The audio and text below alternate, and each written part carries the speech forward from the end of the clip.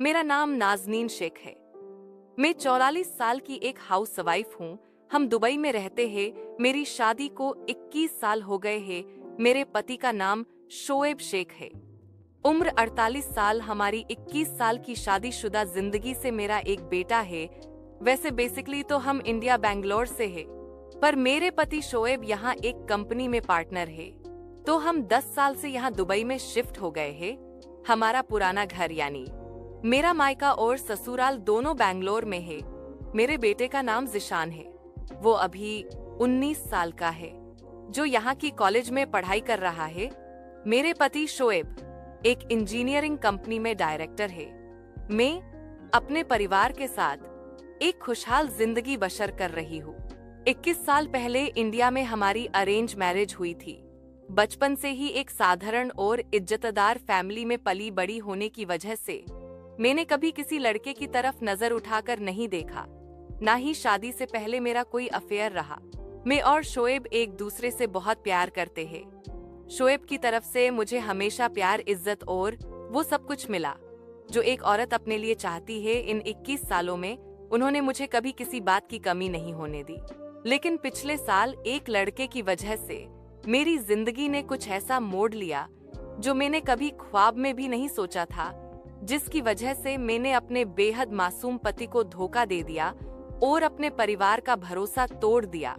नतीजतन आज मैं एक इज्जतदार घर की 44 वर्षीय साफदामन औरत और एक जवान लड़के की माँ अपने ही बेटे के दोस्त के साथ शारीरिक संबंध बना चुकी हूँ और अपने से आधी उम्र के लड़के के साथ उसका बिस्तर गर्म करती हूँ।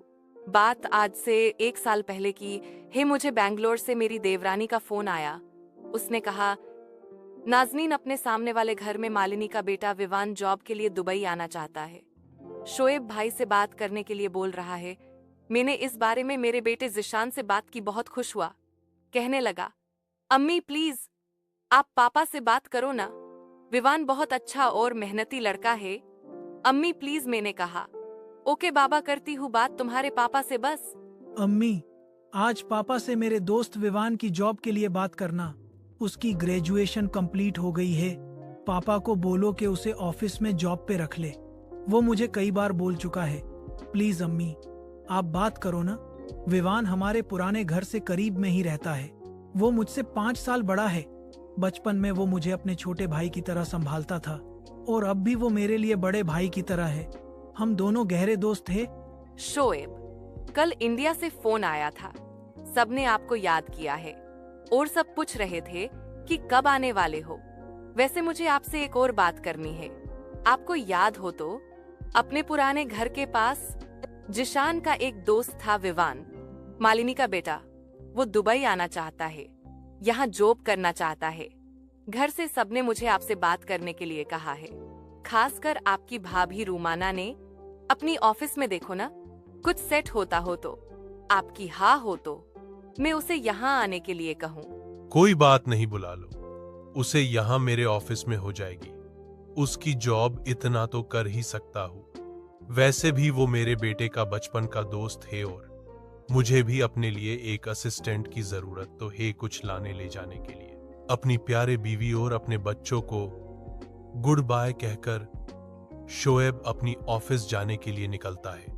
नाज़नीन के बुलाने पर विवान दुबई आता है, मगर होटल में रुकता है और सीधा अपनी जॉब की बात करने के लिए शोएब की ऑफिस आता है। शोएब उसे वेलकम करता है और कहता है, हाँ, मुझे आज ही तुम्हारी आंटी ने बताया कि तुम जॉब ढूंढ रहे हो। डोंट वरी, मैं तुम्हें नौकरी देने के लिए सहमत हूं। कहाँ रुके हो अभी? घर गए थे? विवान कहता है, नहीं, मैं अभी होटल में रुका हूं, घर नहीं गया। उन्हें नहीं पता मैं यहां हूं। शोएब कहता है, चलो मैं तुम्हारे रहने के लिए रूम का इंतजाम करता हूं। जॉब मिलने पर विवान बहुत खुश हो जाता है और थैंक यू करता है।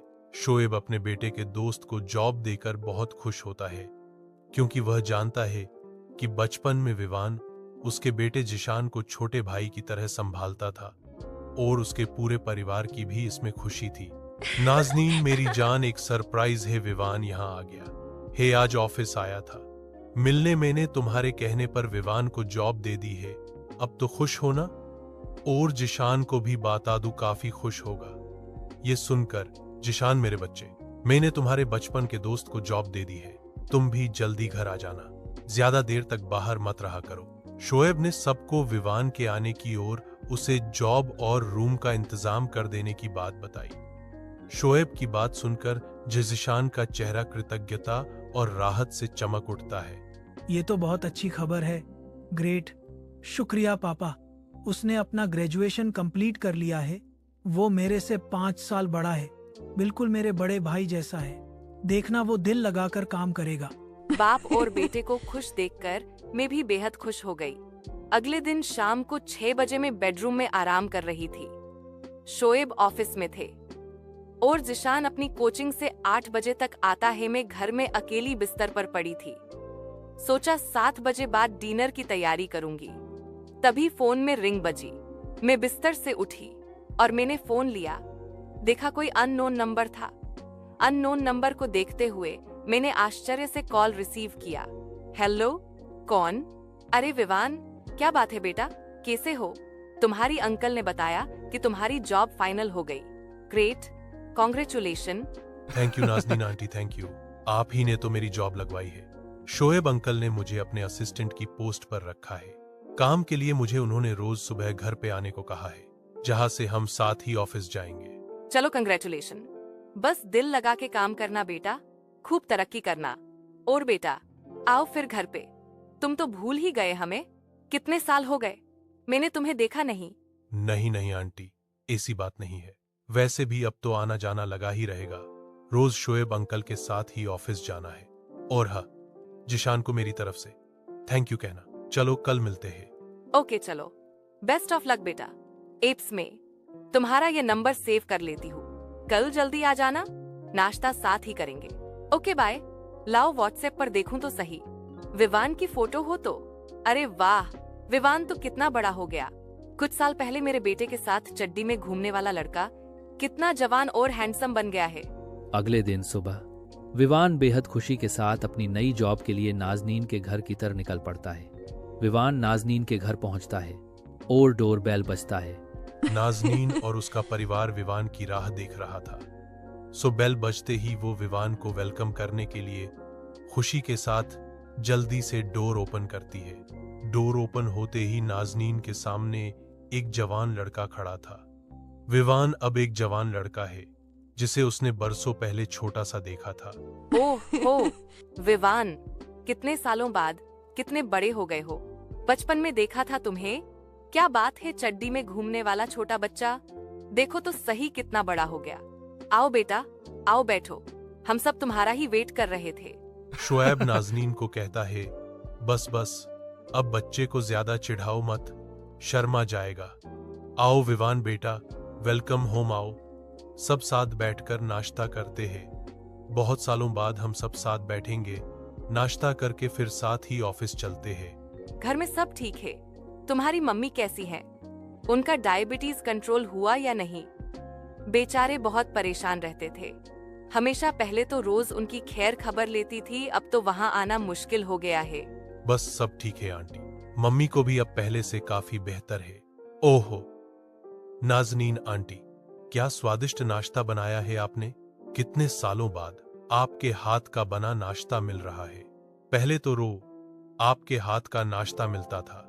नाश्ता करते वक्त विवान और जिशान दोनों बातें करते हैं और हंसते मुस्कुराते अपने बचपन की यादें ताजा करने लगते हैं। चलो नाजनीन, हम निकलते हैं।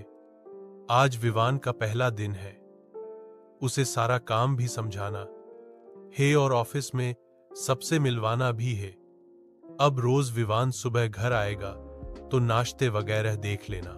शोएब और विवान दोनों कार में ऑफिस जाने के लिए निकल जाते हैं। अब ये रोज का रूटीन बन गया। विवान रोज सुबह घर आने लगा। कभी हम दोनों या कभी हम सब एक परिवार की तरह साथ में नाश्ता करते। विवान रोज सुबह तो वो आता ही था, पर दिन में भी उसका घर पर आना जाना बढ़ गया। कभी मेरे पति के साथ तो कभी मेरे बेटे के साथ और कभी अकेले ही आ जाता। विवान लगभग रोज घर पे आने लगा था। एक दिन सुबह 6 बजे दरवाजे पे नोक हुई। मैं अभी बिस्तर पर नींद से उठी ही थी तो ऐसे ही बिना दुपट्टे के डोर पे चली गई। मैंने अपने कपड़े भी ठीक नहीं किए, मेरे बाल भी बिस्तर की सलवटों से बिखरे हुए थे। मैंने सोचा शायद काम वाली मौसी जो 8 बजे आती है आज जल्दी आ गई होगी। मैंने जैसे ही डोर खोला मेरा बिना पर्दे का उभरा हुआ बदन एक जवान लड़के के सामने था। हाँ, वो विवान था जिसने मुझे आज पहली बार इस हालत में देखा। विवान ने मुझे आज पहली बार इस हालत में देखा था। उसकी आंखें कुछ पल के लिए मेरे बदन पर ठहर गई, मानो जैसे उसे कुछ ऐसा दिख गया हो जिसकी उसे चाह थी। कुछ पल तो मैं भी समझ नहीं पाई कि क्या करूं। मैं फौरन मुड़ गई। अरे विवान, क्या बात है आज इतने जल्दी? अभी तो सिर्फ 6 बजे है। मैंने तिरछी नजरों से देखा तो विवान अब भी पीछे से मुझे घूर रहा था। मैंने अपने कपड़े ठीक करते हुए जोर से दोबारा पूछा, तब जाके कहीं उसे सुनाई दिया। अरे आंटी कुछ नहीं, कोई खास वजह नहीं, बस आज जल्दी आंख खुल गई, नींद नहीं आ रही थी, सोचा चलो जल्दी ही निकल जाता हूँ। डोंट वरी, आप फ्रेश हो जाओ, मैं यहाँ हॉल में बैठा हूँ। मेरे लिए आप अंकल और जिशान को परेशान मत करना। ठीक है, तुम बैठो, मैं फ्रेश होकर तुम्हारे लिए चाय लाती हूँ। ये कहते हुए मैं नहाने चली गई। बाथरूम में मैं विवान के बारे में सोचने लगी। विवान मुझे ऐसे क्यों देख रहा था? मुझे पहली बार उसका बर्ताव थोड़ा अजीब लगा, मानो वो जानबूझकर जल्दी आया हो या उसकी नीयत ठीक न हो। मैं नहा रही थी। अचानक मुझे ये महसूस हुआ कि बाथरूम की विंडो में कुछ शैडो है, जैसे कोई मुझे छुपकर देख रहा हो। मैं डर गई, सोचा क्या है वहां? कहीं विवान मुझे देख तो नहीं रहा? नहीं, वो कैसे हो सकता है? फिर मन ही मन मुस्कुराते हुए सोचने लगी कि ये आजकल के जवान लड़के कहीं भी शुरू हो जाते हैं। फिर सोचा नहीं, विवान मेरे बेटे का दोस्त है, वो ऐसा नहीं कर सकता। आज पहली बार मैं नहाते हुए विवान को याद कर रही थी। मैं फ्रेश होकर बाहर आई। विवान सोफे पे बैठा फोन में लगा हुआ था। मैंने राहत की सांस ली। विवान ने मेरी तरफ देखा। मुझे नहाकर आते हुए देख विवान की आंखों में एक अजीब सी चमक छा गई जो आज से पहले कभी नहीं दिखी। मैं किचन में चाय बना रही थी। मैं मन ही मन सोच रही थी कि विवान को आज क्या हो गया है। वो क्यों मुझे ऐसी खा जाने वाली नजरों से देख रहा था, मानो मैं उसकी गर्लफ्रेंड हूँ। ये सोचकर मेरे मन में सरसराहट सी हुई। कुछ देर बाद मैं चाय लेकर हॉल में गई जहाँ विवान बैठा फोन में कुछ देख रहा था। मैं भी सोफे के दूसरे कोने पे बैठ गई और उससे बातें करने लगी। विवान कब से फोन देख रहा था तो मैंने पूछा, अरे विवान क्या देख रहे हो कब से फोन में? विवान ने अचानक से कहा। आपकी फोटो में उसकी बात सुनकर एकदम चौंक गई क्या? मैं एक पल के लिए शौक थी क्या मतलब? विवान ने कहा, अरे आंटी, बचपन में मेरे और जिशान के साथ मेरी बर्थडे पर आपकी जो फोटो है वो देख रहा हूँ। ये कहते हुए वो उठकर मेरे पास आकर बैठ गया, जिससे हम दोनों के पैर एक दूसरे से सट गए। मुझे थोड़ा अजीब फिले, पर क्या करती, आखिर विवान मेरे बेटे का दोस्त था। सो मैंने कुछ नहीं कहा और उसके साथ फोन में पुराने फोटोज देखने लगी। मैं फोन में पुराने फोटोज देखने लगी। इस बीच विवान बार बार या मौका पाकर मेरे हाथ या शोल्डर पर टच कर रहा था। मैंने उसकी आंखों में अजीब सी फैंटेसी देखी, जैसे उसकी आंखें मेरे बदन को छूने की इजाजत मांग रही हो। मैंने ज्यादा ध्यान नहीं दिया और उसके साथ पुरानी बातें करते हुए हंसी मजाक में लग गई। बातों बातों में वो मौका पाकर मेरा हाथ या कंधा छू लेता। हम सोफे पर बैठे हंसी मजाक करने लगे। धीरे धीरे ये सब रोज होने लगा। रोज कुछ बहाना बनाकर वो जल्दी घर आ जाता। हम ढेर सारी बातें करते। विवान अब मेरे बेटे के साथ साथ मेरा भी दोस्त बन गया था। हम दोनों के बीच एक अजीब सा अट्रैक्शन था जो हमारी उम्र और रिश्ते के चलते दबा हुआ था। विवान रोज सुबह जल्दी आने लगा। हर सुबह मैं नहा के निकलती तो मेरे भीगे बदन पर पहली नजर विवान की ही पड़ती, जो मेरे बदन को अंदर तक झांक लेती। उसकी आंखों में शरारत मुझे साफ दिखाई देती, पर मैं इग्नोर करती रहती। रोज सुबह में जब बाथरूम में होती, विवान बाहर हॉल में होता था। न जाने क्यों मुझे भी रोजाना नहाते हुए एक बार विवान का ख्याल आ जाता। एक अनचाही फैंटेसी मेरे मन में गुदगुदाती, मन बहकने लगता और मैं उसे इग्नोर करती। जैसे जैसे वक्त बीत रहा था, मैं विवान के साथ फ्रैंक होने लगी थी, जैसे हंसते हुए ताली मारनी या फोन में कुछ देखते हुए एकदम सट कर बैठना या किसी वीडियो सॉन्ग को एक ही हैंड्स फ्री से सुनना। कभी कभी मजाक मस्ती में विवान मेरे इतने करीब होता कि हम दोनों के बदन की महक एक दूसरे की सांसों में समा जाती। मैं सब कुछ इग्नोर करके अपने आप को संभाल लेती, या यूं कहूं शायद मुझे भी ये सब अच्छा लगने लगा था। इसी बीच वो दिन भी आया जिसने मेरी जिंदगी को एक नया मोड़ दे दिया। वो दिन था 22 अगस्त, यानी मेरी शादी की सालगिरह। शोएब हमेशा इस दिन जल्दी घर आते, साथ कुछ न कुछ गिफ्ट लेकर आते। मैं जल्दी से तैयार होने लगी। ये दिन हम बच्चों के साथ मिलकर सेलिब्रेट करते। सुबह का रूटीन तो रोज सा था। शोएब 7 बजे तक आएंगे, ऐसा कहकर ऑफिस के लिए निकल गए। पर आज बच्चे अपनी दादी के यहाँ जाने वाले थे, तो वो शाम को 6 बजे तक आने वाले थे। शाम 5 बजे में मेरी आदत के मुताबिक हल्का सा मेकअप करके अपने पति शोएब का वेलकम करने के लिए तैयार थी कि अचानक तूफानी हवा चलने के साथ बारिश शुरू हो गई। मैं फौरन बालकनी की तरफ गई।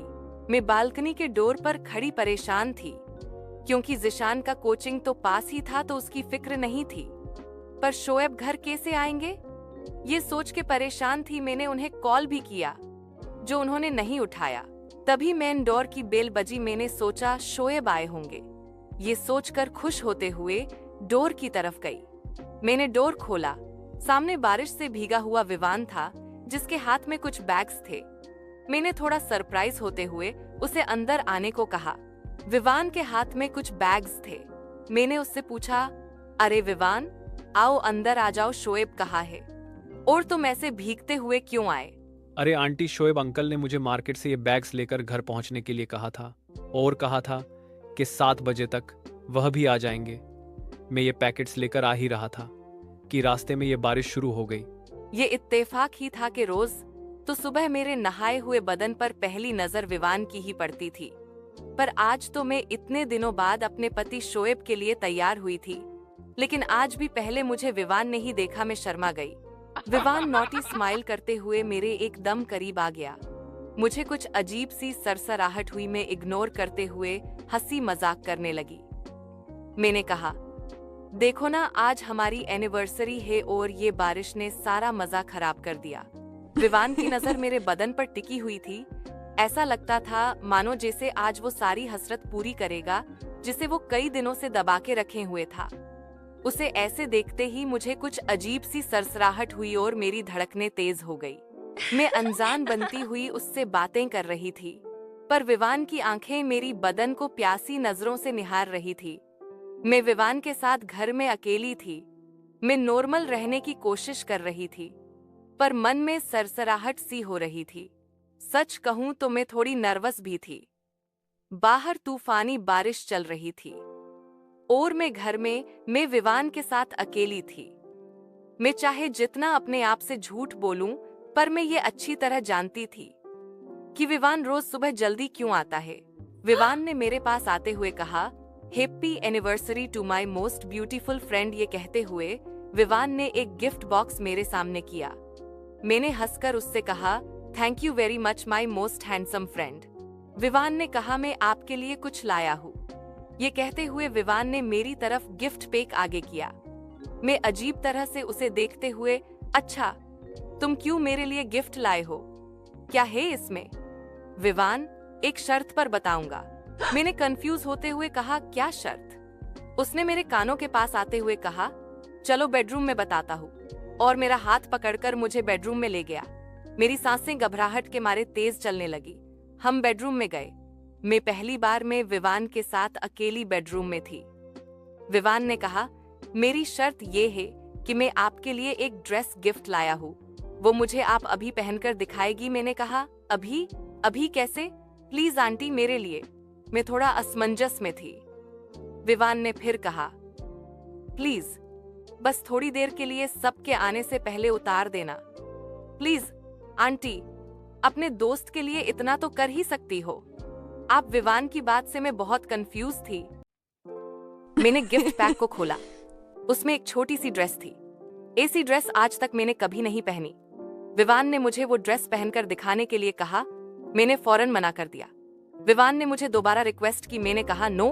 Please aunty, please please please, मेरे लिए एक बार, मेरी प्यारी दोस्त, मेरी इतनी बात नहीं मानेगी? सिर्फ एक बार मुझे आपको इस ड्रेस में देखना है, प्लीज मान जाओ। 5 मिनट में फौरन उतार देना, बस। पागल, मैं ये ड्रेस कैसे पहन सकती हूँ, वो भी तुम्हारे सामने? मैं तुम्हारे दोस्त की माँ हूँ, तुम्हारी गर्लफ्रेंड नहीं। मैं ये नहीं पहनूंगी, मुझे शर्म आ रही है। जाओ यहाँ से। कोई अपने दोस्त की माँ को ऐसी गिफ्ट देता है?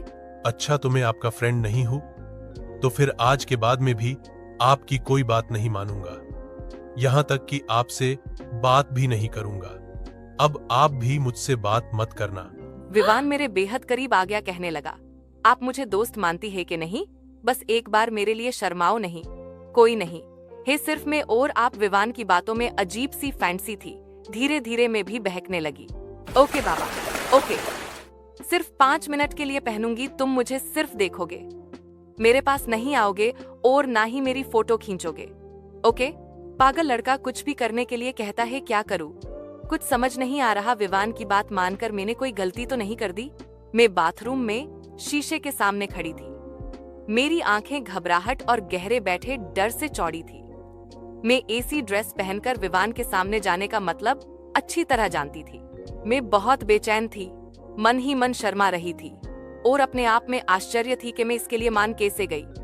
मैं विवान के सामने इस ड्रेस में कैसे जा सकती हूँ? ये मुझे क्या है रहा है?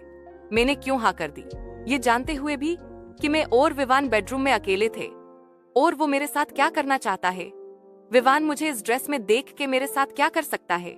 इन सब के बावजूद पता नहीं क्यों मैंने वो ड्रेस पहन ली। विवान ये गलत है कहते हुए मैंने झटका देकर, विवान ये गलत है, मैं तुम्हारे दोस्त की अम्मी हूँ, हम ये सब नहीं कर सकते, रोको अपने आप को। विवान ने मेरी गर्दन को कुल्फी की तरह चाटते हुए मुझे बेड पर डाल दिया। विवान ये क्या कर रहे हो? शोएब और जीशान घर में ही आते हुए। नहीं विवान, पागल मत बनो, हम पकड़े जाएंगे।